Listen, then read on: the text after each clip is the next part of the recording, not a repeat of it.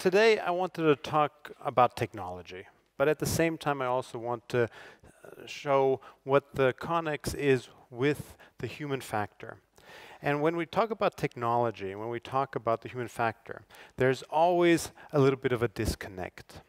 Today, when I talk about business transparency, I want to also show you what technology can do to increase business transparency, to bring trust back into a system that might have gone awry. There we go. Let me step back real quick and also explain a bit what is blockchain, or what we call outside of cryptocurrencies a distributed ledger technology. If you think about the way our banking system is, or financial systems are, then we have a centralized system. You give money to somebody for a service, but in the back end, you actually have a lot of intermediaries, another person, a bank, and then ending, of course, in the central bank that again is connected to all kinds of other banks. In a decentralized system, you have, it's primarily like the internet, you have a lot of people, a lot of entities, a lot of systems talking to one another, connecting to one another, but in a more decentralized step. And when we talk about distributed ledger technology or blockchain, it's fully distributed. Distributed means peer-to-peer, person-to-person, machine-to-machine, no central hub where the information is passed through, but many, many, many nodes that the information can pass through.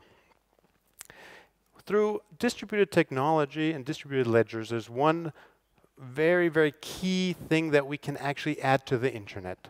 So in the past 25 years, the internet has, of course, grown. Mobile technology, mobile internet has grown, but there is still one factor that is missing, and that is the identity, right? Who's actually on the other side? What can we actually trust this information? How do we transfer value? Value between people, value between different businesses, and at the same time find out, who is it? And through distributed ledger technology, we have the possibility to not only create a transparent system, but also a mutable system, one that cannot be changed, a list that cannot be changed, but everybody has access to that same list, and a system that is autonomous. So there's not one central system that controls it. Everybody that is part of the system is playing an important role in controlling the system. Today, we hear a lot about cryptocurrency, a lot about blockchain, and there's a hype. There's a lot of money going into this sector right now. There's over €1 billion going in, and there's going to be another €1 billion going into the funding of corporations or startups when it comes to blockchain and distributed ledger technology. And one of the interesting things that we've also seen over the past 12 months is that there's more than 20 governments, the governments themselves, investing in distributed ledger technology. And the question is, why would governments actually play a role? Well, if you go back to the internet, government played an essential role in creating the distributed system, right? And the technology behind it. And when we look at today distributed ledger technology, or DLT, there's one key thing that governments can actually gain, and that is efficiency in the administration, and also transparency of that administration. What we'll see, there's a lot of opportunities, right? But it will, through distributed ledger technology and adding this on to our digital world and also to the systems that are connected, the way we're connected will fundamentally change how we can actually deploy technology. And most likely, you are not going to even see it. You're not going to see the technology. It's going to be universal as the mobile phone that you have in your pocket or in your bag right now. When we look at the transaction improvements, right? Today, a lot of things are manual. Checking on who you're working with, who's your counterparty.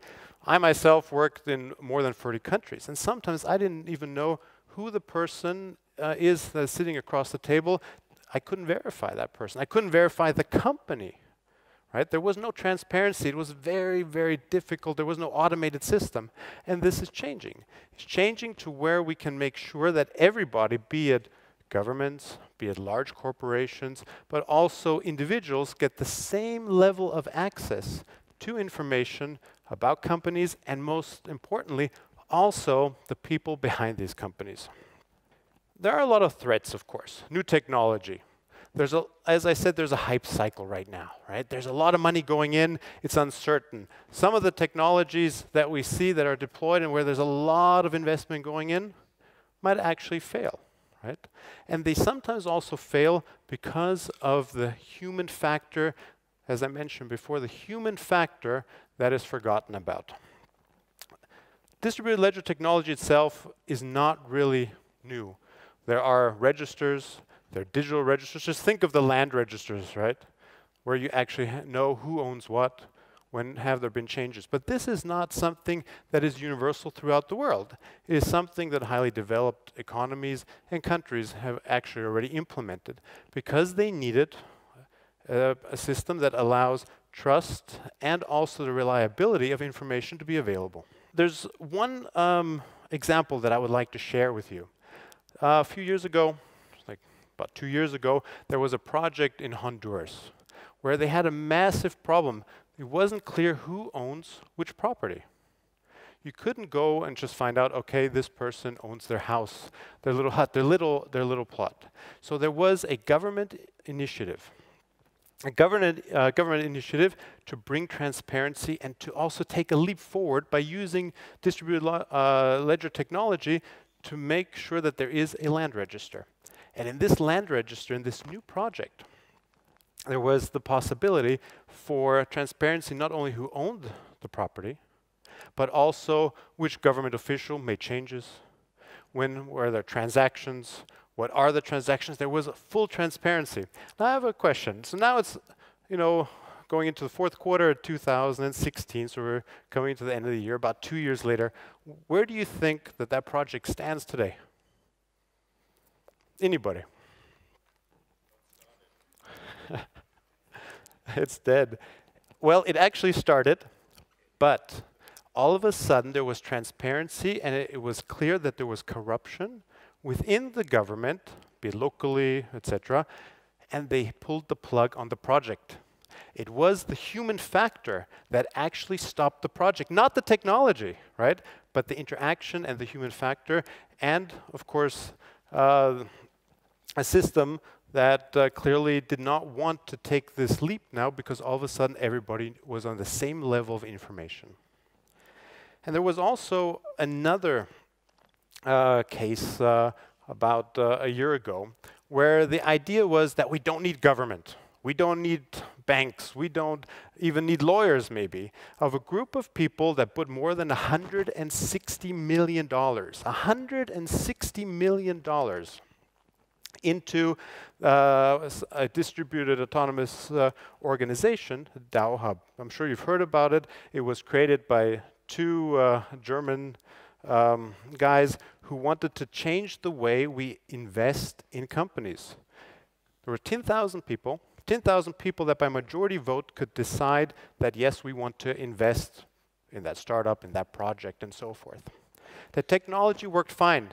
The funding was there, the money was there. But again, the human factor was the biggest problem because somebody found a way to game the system and draw 60 million out of the system.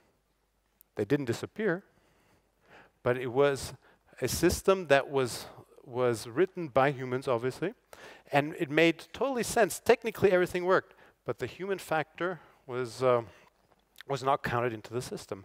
But the good thing was that through the transparency and also through the technological advance, we could actually then also backtrack what had happened.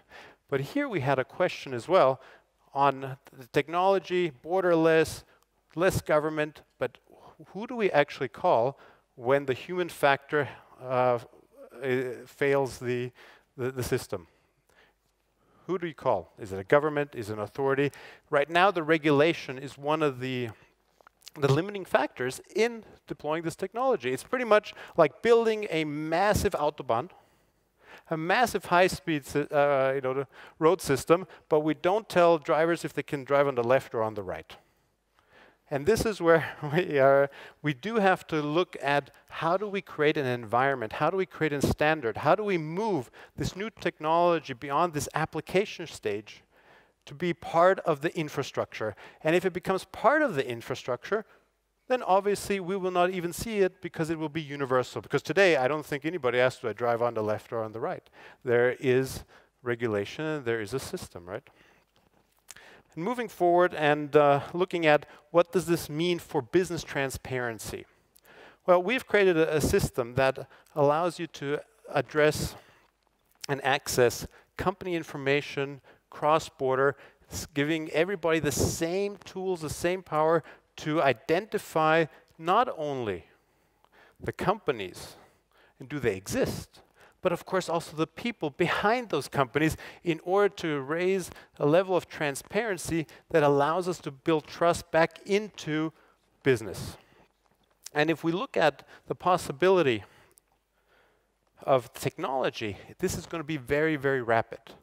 And we're also going to be able to restart the way we conduct business and go back to the roots, to what it means to create a business, at the same time offer transparency. And I think the technology will help us to achieve this very, very quickly. Thank you very much.